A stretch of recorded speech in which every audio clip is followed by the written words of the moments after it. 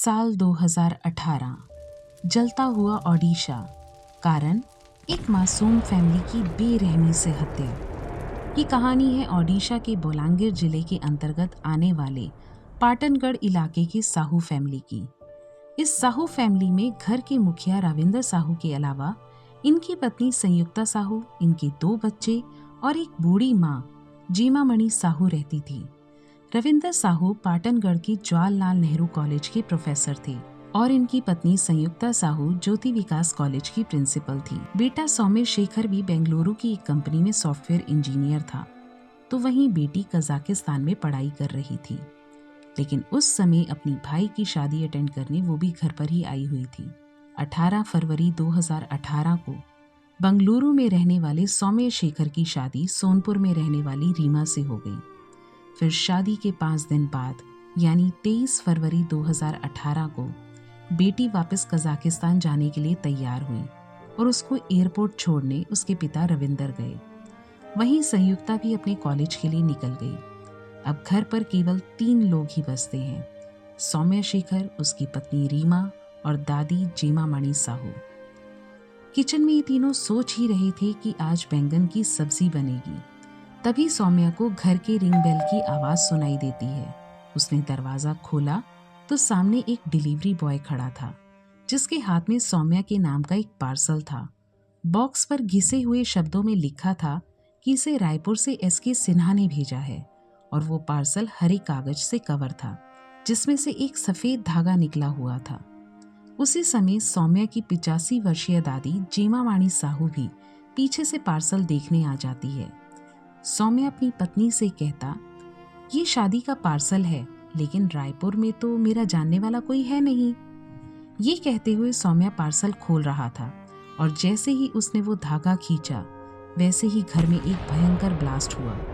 पूरे घर में बिजली सी कौंध गई। रसोई के सारे बर्तन फट गए, खिड़की दरवाजों के टुकड़े अलग अलग बिखर गए और उन तीनों का शरीर खून से लथपथ हो गया। जीम मणि आग में जल गई और वहीं सौम्या चीख रहा था, मुझे कोई बचाओ, मैं मर रहा हूँ। ये वो शब्द था जो उसकी पत्नी रीमा ने सौम्या के मुंह से आखिरी बार सुना। उधर रीमा का भी चेहरा और हाथ जल गया था। रीमा जैसे तैसे अपनी सास संयुक्ता को कॉल करने के लिए फोन उठाती है, लेकिन कॉल करने से पहले ही वो वहीं पर बेहोश हो जाती है। इधर उनके पड़ोसी ये कहते हुए दौड़े भागे चले आ रहे थे कि उनके घर में शायद गैस सिलेंडर फट गया है। इधर इनके पड़ोसी ये कहते हुए भागे चले आ रहे थे कि उनके घर में शायद गैस सिलेंडर फट गया है, लेकिन जब वो घर पर पहुंचते हैं तो उनकी आंखें फटी की फटी रह जाती हैं।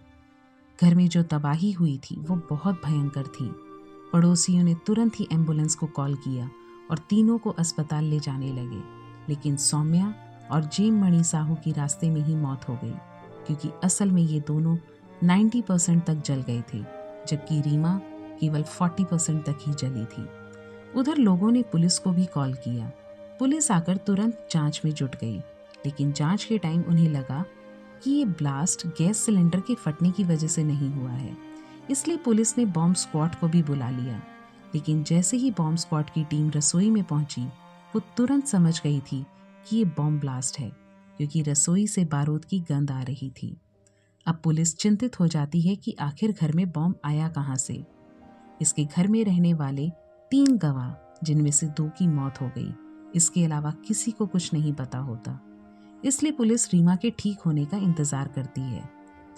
तकरीबन 1 हफ्ते बाद रीमा थोड़ा बोलने की स्थिति में होती है। तब पुलिस रीमा से बॉम्ब ब्लास्ट के बारे में पूछती है। रीमा ने पुलिस को बस इतना ही बताया कि उस दिन 1:15 बजे स्काई कुरियर पार्टनर के थ्रू एक पार्सल आया था। इतना सुनते ही पुलिस स्काई किंग के ऑफिस पहुंचती है और जांच करती है तो पता चलता है कि वो पार्सल एसके सिन्हा नाम के किसी व्यक्ति ने रायपुर से भेजा था।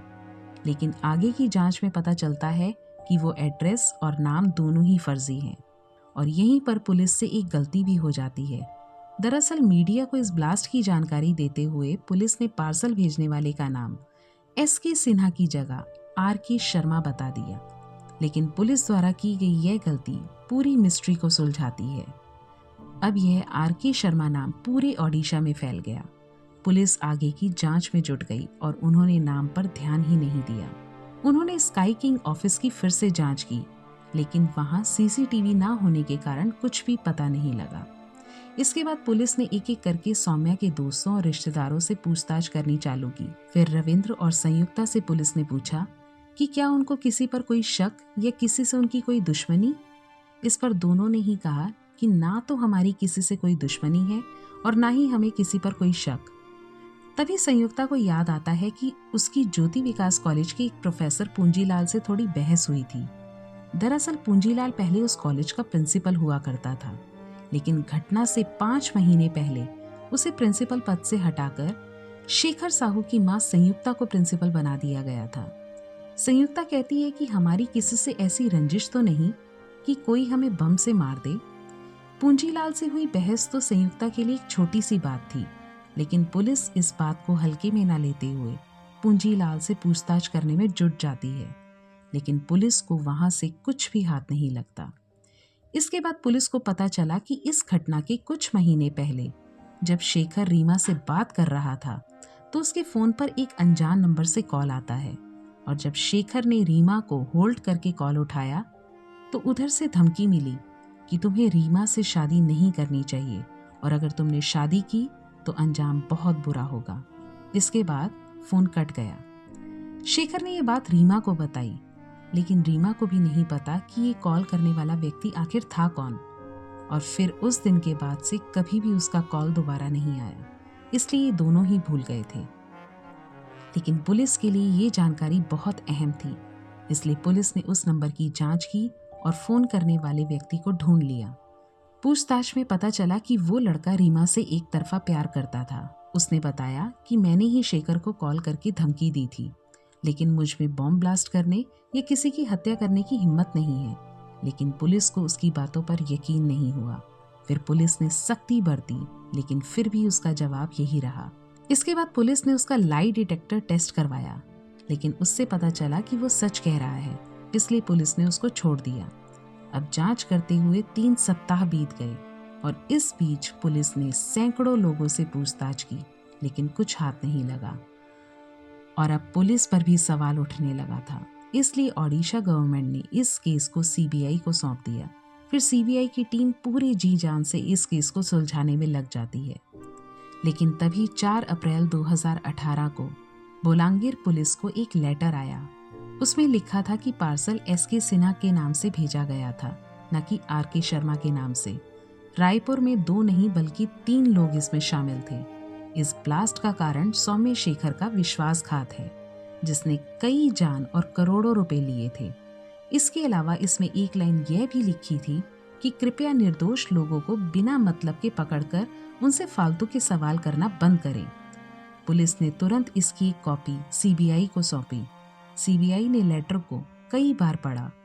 फिर उन्हें लगा कि हो ना हो ये लेटर जिसने भी भेजा है बॉम्ब ब्लास्ट भी उसी ने ही किया है, क्योंकि ये तो किसी को नहीं पता था कि पुलिस ने पार्सल भेजने वाले का नाम गलती से एसके सिन्हा की जगह आरके शर्मा बताया था। सीबीआई ने तुरंत लेटर को फॉरेंसिक लैब में जांच के लिए भेज दिया, लेकिन वो लेटर 250 किलोमीटर दूर से कई लोगों के हाथों आया था, इसलिए उससे कुछ भी पता नहीं चला। फिर सीबीआई ने ये लेटर शेखर की मां को पढ़ने के लिए दिया कि हो सकता है ये हैंडराइटिंग वो पहचानती हो। संयुक्ता ने लेटर को कई बार बारीकी से देखा और पढ़ा। लेटर पढ़ते हुए उनकी आंखें एक जगह पर ठहर गई। उसमें एक लाइन को देखकर उनको एक व्यक्ति पर शक होने लगा, और ये व्यक्ति कोई और नहीं पूंजीलाल ही था। दरअसल लेटर में एक जगह अंडरटेकिंग द प्रोजेक्ट लिखा था। शेखर की मां संयुक्ता साहू का कहना था कि इस तरह के वर्ड उन्होंने अपने कॉलेज के प्रोफेसर पूंजीलाल को बोलते हुए देखा और सुना है, लेकिन फर्क बस सिर्फ इतना था कि वो अंडरटेकिंग द प्रोजेक्ट की जगह कंप्लीटिंग द प्रोजेक्ट शब्द का प्रयोग करते हैं। इन सब को देखते हुए सीबीआई ने पूंजीलाल को फिर से हिरासत में ले लिया और उससे और कड़ाई से पूछताछ किया जाने लगा। बहुत ही जल्द पूंजीलाल टूट गया और उसने सीबीआई को सारी सच्चाई बता दी। दरअसल जब पूंजीलाल 2009 में ज्योति विकास कॉलेज का प्रिंसिपल बना था, तब संयुक्ता साहू उस कॉलेज में नहीं थी। फिर 2014 में जब संयुक्ता ज्योति विकास कॉलेज में आई, तभी से वहां पर कलेश शुरू हो गया, क्योंकि संयुक्ता पूंजीलाल से सीनियर थी। इस हिसाब से संयुक्ता को ही प्रिंसिपल होना चाहिए था, लेकिन पूंजीलाल अपनी कुर्सी छोड़ने को तैयार नहीं था। इस वजह से दोनों में बहुत विवाद होता रहता था। फिर जब संयुक्ता को 2017 में पूंजीलाल को हटाकर प्रिंसिपल बनाया गया, तो पूंजीलाल से ये बर्दाश्त नहीं हुआ और उसने बदला लेने की ठान ली। इसके बाद पूंजीलाल सिर्फ सही समय का इंतजार करने लगा और आखिरकार उसको मौका मिल ही गया।